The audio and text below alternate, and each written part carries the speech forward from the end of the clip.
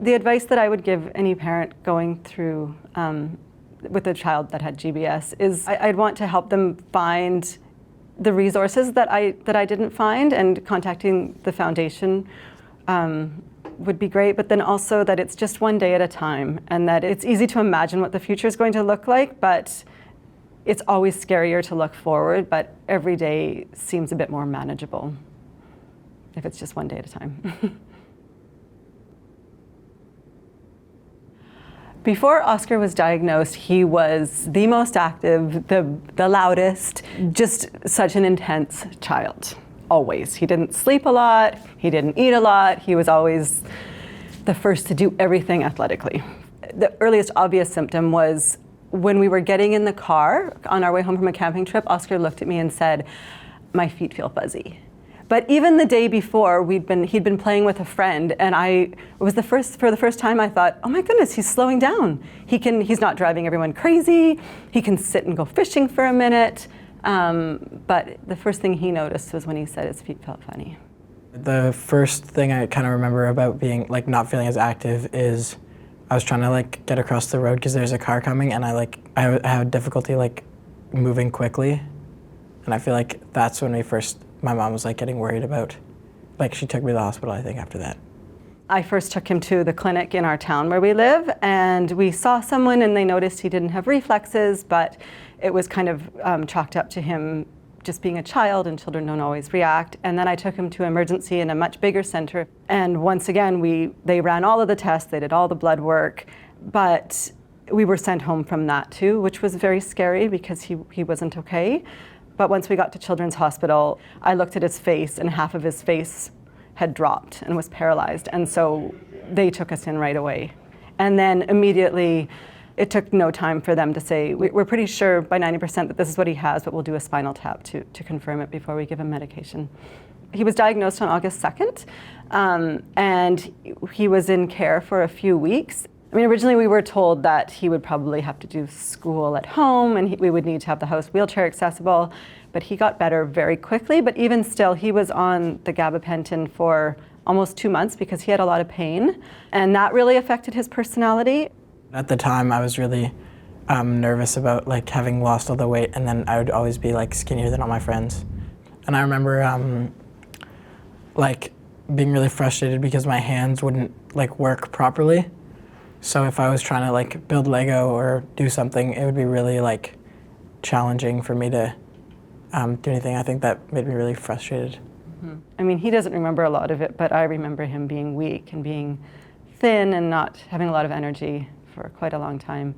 And even a year after, when we saw the pediatrician again, there was still nerve damage in his feet. The hardest part was definitely when I would go home and just try to be normal with all my friends.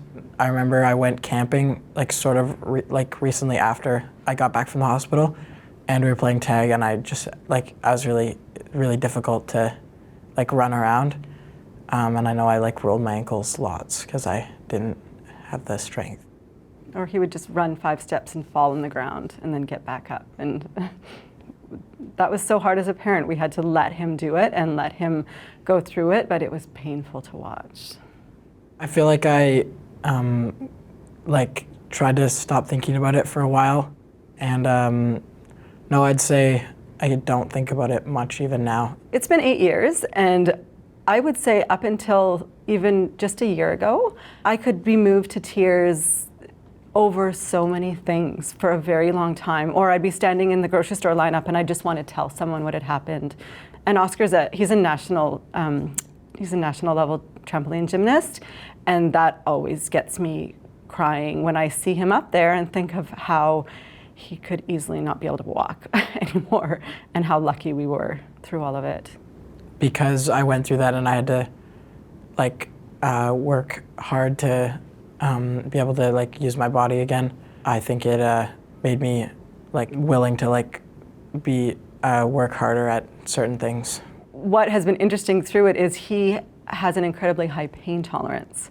And I think, he probably had it before GBS, but I think it was something he gained through that because he was in so much pain. And if anything, it's been a challenge, and his coach mentions it often, where she's like, I don't always know if he should keep going, because I know he can handle so much pain, and it's not always what he should be doing.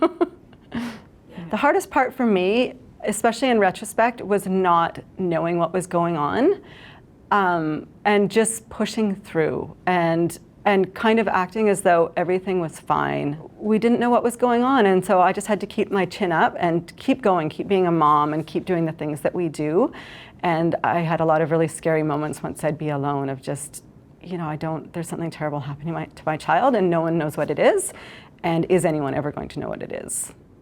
I don't know if I realized at the time, but the support I would have loved to have had was just having anyone that had any experience with Guillain-Barré syndrome. The treatment was really acute, but there wasn't very much discussion from anyone else about what was going on for us. So it would have been nice to have had someone that had been through it, or another mom or parent, you know.